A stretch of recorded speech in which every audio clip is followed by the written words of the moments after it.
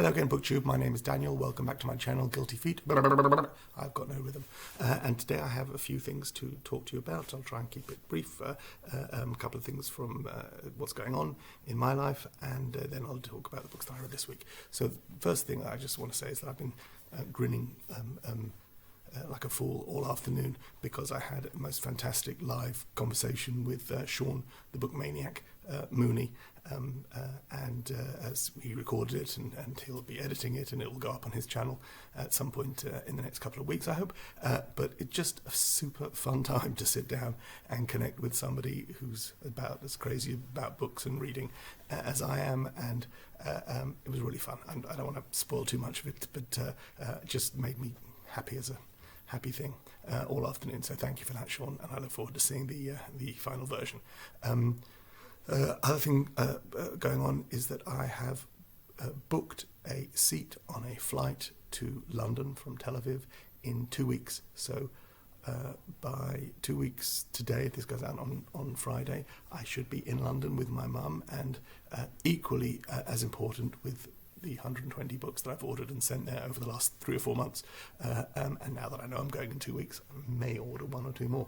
But, you know, it could all fall apart, and at the moment it looks like I'm be allowed to leave here and might be allowed to go there. I'm fully vaccinated, but I'll still have to get COVID tests and a whole sorts of boring stuff around it. When I'm there, I'll have to get tested, and hopefully I'll go fly in for a week and get back. I'm due to come back into Israel the day before Passover, which is not a great thing to do as a husband and father, but my wife is very supportive of me going and seeing my mum, and hopefully it works out and I get there and I don't get stuck there, and it should all be awesome. So that's that. The other thing I just wanted to mention was a story I saw in The Guardian, a brand new story, and it's really jumped right out of me. If you watch anything that I do, you'll notice that I read, amongst all the other things that I read a fair number of comic books and comic book collections, graphic novels, but also specifically comic books. And there was a story in The Guardian today about a discovered poem from 1942 that had been lost since 1942 by the poem is written by Vladimir Nabokov, and I'm deliberately pronouncing that in a way that I hope is the right way. I think in English we tend to put the stress on the first syllable of someone's name, so we say Vladimir, and I think it's Vladimir is the preferred Russian, and Nabokov rather than Nabokov. I hope I got that right out there. I know there are Russian speakers out there, or people more familiar with the Russian language will correct me, but in my head that's how I say Nabokov. And the poem is called The Man of Tomorrow's Lament. If the man of tomorrow means nothing to you, then this isn't going to excite you as much as it excites me. But those who know understand the man of tomorrow is Kal-El, the last son of Krypton, Superman. And the idea that Nabokov, one of the great English prose stylists that I've ever read, and I've enjoyed everything that I've done, he's just operating on a level beyond most writers, 20th century writers in English. Whatever your feelings about the subject matter of Lolita, the work itself is astonishing, and other things that he's written. If you don't like Lolita, there's other things that you can look at and read by him, and I've only scratched the surface. I've read 3 or 4 books, I think, by Nabokov. There's more to come. And the idea that this great English stylist wrote a poem about Superman, and according to The Guardian, the poem is about Superman's melancholy about being unable to father children with Lois Lane, and it was submitted and rejected by The New Yorker in 1942, and just pushed every single one of my glee buttons until I clicked on the link that The Guardian had, taking us to, so the story is that a researcher in the Yale repository of all Nabokov's papers found this poem that no one had seen for 80 years. And when I clicked on the link, it took me to the Times Literary Supplement, where the poem itself sits behind a paywall. I am not a subscriber to the Times Literary Supplement. I'm unlikely to ever be a subscriber to the Times Literary Supplement. Boy, did that piss me off, that a poem, and I don't know who's responsible, whether it's the researcher who had access to the archive in Yale, which should be available to anybody who's interested, whether he is claiming some kind of ownership over that he sold his story to the Times Literary Supplement, or he's an honest player in this, and he's found this poem and wanted to share it with the world and gave the story to the Times Literary Supplement, and they chose to put it behind a paywall and make money from a piece which has massive public interest, is beyond any copyright, and any financial gain certainly does not belong to the Times Literary Supplement. They have absolutely no intellectual property rights over this poem at all, as far as I can tell. And really, really ticked me off that they would take this wonderful story and try and make people pay to read the poem. I apologise if that's a bit too ranty for anyone, but that, the story is outstanding, and I'm super frustrated that I cannot read this poem from 80 years ago that has been lost. Anyway, if you get a chance to, the story is great, and I'll link to the story below. I will not be linking to the Times Literary Supplement. I'll link you to the Guardian, which has a fairly good read on the story, but doesn't have the poem itself. If you get a chance to read The Man of Tomorrow's Lament, please let me know what it's like. The few phrases that the Guardian picks out seem tremendous, but I don't want to judge a poem from bits and pieces.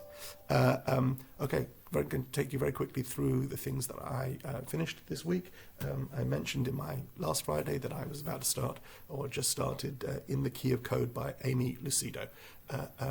This, and I was worried at the time that it was going to be a lot about programming, because it's a story, but it's a book aimed at, I think, about 12-year-olds, and it's about the way programming is musical, and the way music is logical, but there are parts of it that seem to be written in sort of JavaScript syntax, and I was a little worried that it might go over my head. In fact, it's much lighter than that, and that's not a negative at all. The whole book, this is like, how many pages? This is almost 400 pages, but the chapters are very short. Some of them only sort of one sentence long, and the whole thing took me probably less than an hour and a half to get through. It was absolutely delightful. It's about a 12-year-old child of two musical parents who has tried to be a musician and frustrated at her inability to emulate her parents' ability with music. She has a love for music, but does not, as time and again proven, that no matter how hard she practices, she doesn't seem able to reach the standard that she would like to. And when she moves to a new school and starts making new choices about what she's going to do with her extracurricular activities, instead of going down the music track, which she has done time and time again, only to be frustrated, she chooses to learn programming, computer programming. And as she does so, she starts to find connections between her understanding of music and the technical aspects of music and the way to put together a basic program in Java, and then some more complex programs. And it was just a really fun, light, intelligent way of telling a story. And as often the case, with stories set in middle school, there's some bullying or some loneliness, or and the one teacher that hears you and understands you. There's some of those tropes are in here, but when the kid who is the bully, or the kid who she feels is bullying her or rolling his eyes when she gets excited about something, and she's too shy to volunteer information when everyone's supposed to tell a story about themselves, because she's self-conscious particularly because of one kid. As the story progresses, we learn more about that kid and why he was a bit like that, and see him change as the group comes together, because of this great teacher who's teaching them programming and the work they do in the project. I mean, I'm talking a lot about a book which I spent whizzed through, but it was just a joy, and I recommend to anyone who likes reading books aimed at younger audiences, or if you have children of this age, I think this was just terrific. It's called In the Key of Code by Aimee Lucido. General Librarian did mention it this week as well, because I think it's up for the Carnegie Award in the UK, which is a children's book award. Really highly recommended. Absolutely terrific. After that, I read The Man Who Wanted to Know by D.A. Mishani. Dror Mishani is an Israeli author. This was written in Hebrew, and this is the third in a detective series. The detective is a guy called Avi Avrahami. So, in other words, his name is Avrahami, and that's one of the quirky things about it. The first in the series was about a woman coming to the to meet Avi and say that she's worried that her son had gone missing, and he responds to her in all sincerity, "Don't worry, go home, wait, he'll turn up. Things like this don't happen in Israel. Nothing bad like this happens. Kids, no one's getting killed, no one's getting kidnapped. So just relax. I'm telling you this. This is my job. I know what happens. It's not." And the rest of the story is finding out what has actually happened, his feelings about what he has promised this mother, and the way reality plays out. And it was rather dour and a little bit grim, but solid. And I read the second one because I bought the first two together. And the funny story about it is that I've been trying to read more books by Israeli authors, having lived in Israel for 25 years. And I try to read books that aren't just about things that you associate with Israel necessarily, and stories of the occupation, and stories about the army, and stories about things that you expect to hear about Israel. So the idea that I was reading an Israeli detective story really intrigued me, and I had ordered the first two from a second-hand store, had them sent to me. And while I was waiting them to arrive, I went to the International Writers' Festival in Jerusalem. This is 2 or 3 years ago, because a chap named Nathan Hill, who wrote a book called The Knicks, a very fine book, an American author, was visiting Israel and to talk about his book, The Knicks, which had been turned into a TV. I don't even know, did it come out yet? It was either being turned into a TV movie or a series. I don't know what happened to it. I don't think maybe it hasn't come out. Anyway, The Knicks by Nathan Hill, terrific, great, big, chunky American novel, but really good. And I went to see Nathan Hill, and he was in conversation with a chap named Dror Mishani, whose books, the first of these, had been turned into a Hebrew language Israeli TV series, and they were both talking about their things being adapted. And I went up to him at the end of the talk and said, "I've just ordered 2 of your books. I didn't even know you were going to be here, but I've got the first 2 coming." Anyway, I had the first 2, and I ordered this third one. I found the first 2 a little tough going, but I'd ordered the third one. It sat on my shelf for a while, and in this great no new books period that we're living in, I finally got to the third one this week. And terrific. This was really good. I think definitely the best of the 3. Really good procedural work, quirky, and again, the story itself is quite dour and down, and involves victims of sexual assault, which may be triggering for some people, but I think it's handled relatively sensitively, and I thought this was a really fine bit of work, and my favourite of the 3, and I'm not sure if he's written another one with these characters, but that's publishers D.A. Mishani. One of the interesting things, this is, I say, translated from the Hebrew by, and I was looking at this before I came on today, translated by a guy, Todd Hasek-Lowy. I'm thinking, why is that name familiar? Why do I know the name of a translator? And I realised that I had this conversation I had with Sean today, where he was talking to me about an Israeli book that is coming out, and I'm not going to spoil it because I'm sure other people talk about it later this year, and he was asking me if I knew the author, and that too, he told me the translator of that book, and he mentioned, and it was the same guy. So he's the translator for Dror Mishani and for the book that's coming out in April that we'll talk about later. And then the next book I finished was Casanova Book 3. This is written by Matt Fraction, drawn by Gabriel Barr. Matt Fraction has done a bunch of things. There's a series called Sex Criminals. He's done some work for Marvel, and Marvel certainly. I don't know if he's done any DC work. Gabriel Barr, I think probably best known for drawing The Umbrella Academy. And I bought, this is book 3 in the Casanova series. Casanova Quinn is the name of the lead character. I bought all 3 together on eBay last summer, I think. So I would have paid, I paid like £4.30 for each of them, so I bought all three for like under £13, something like that. And this has a cover price of $14.99. I thought it was a good deal getting all three. I would have the whole, I didn't know the character, didn't know anything about it, but I kind of liked other stuff that Matt Fraction did. I think he did the Hawkeye series, which is really fine. And so I bought all three. They were utterly incomprehensible, really.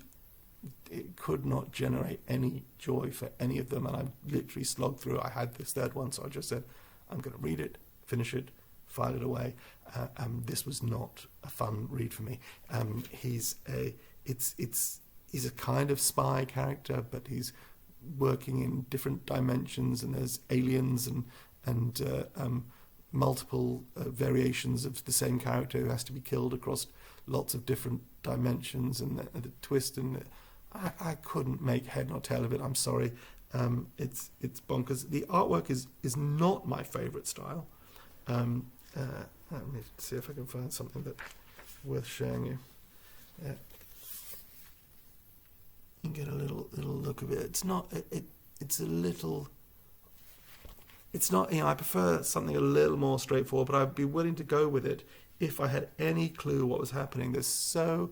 One of the points about storytelling, graphic storytelling, is how much the reader has to do to get from panel to panel. And they talk about this white space here, the gutter, and what that means. And when it's done, I hesitate to say when it's done in a way that I recognise, there can be so much left off the page. But from panel to panel could be 25 years apart, or it can be a split second, or it can be a change in a point of view, or it can be, there's so much can be done in that little white space.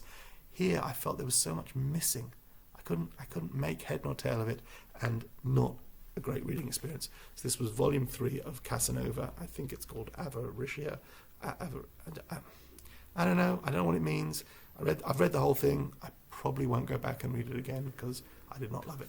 And then so those are the things I finished, and I started Spring Torrents by Ivan Turgenev, and I last read Turgenev, I think 30 years ago. I read Fathers and Sons in a Signet mass market paperback that I picked up in a second-hand store in Jerusalem when I was here on my year before university, and I haven't read him since. And in my head, he's kind of one of the minor Russians, but someone must have been talking about this somewhere, and I had ordered it, and it's been sitting on my shelf for a couple of years before I picked it up.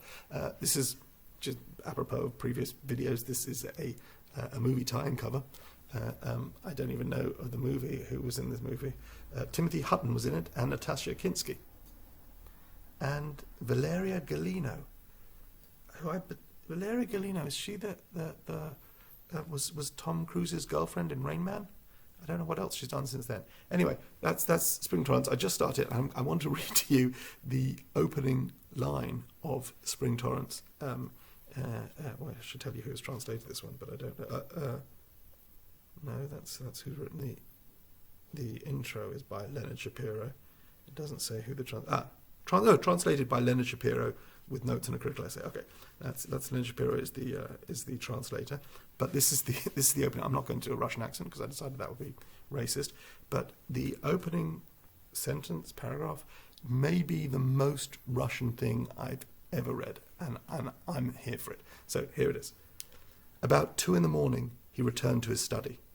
He dismissed the servant who had come in and had lit the candles, then flung himself onto the armchair by the fireplace and buried his face in his hands. I'm down for it's a 200-page Russian story. I think it's a love story. I think that beginning bit, we're going to get a flashback. This is a man in his 50s. It says he's 53, and the opening chapter is all about how much he feels his life is over at 53. Well, as a 51-year-old, that hit rather close to the bone, and then it's going to be a flashback to a love story.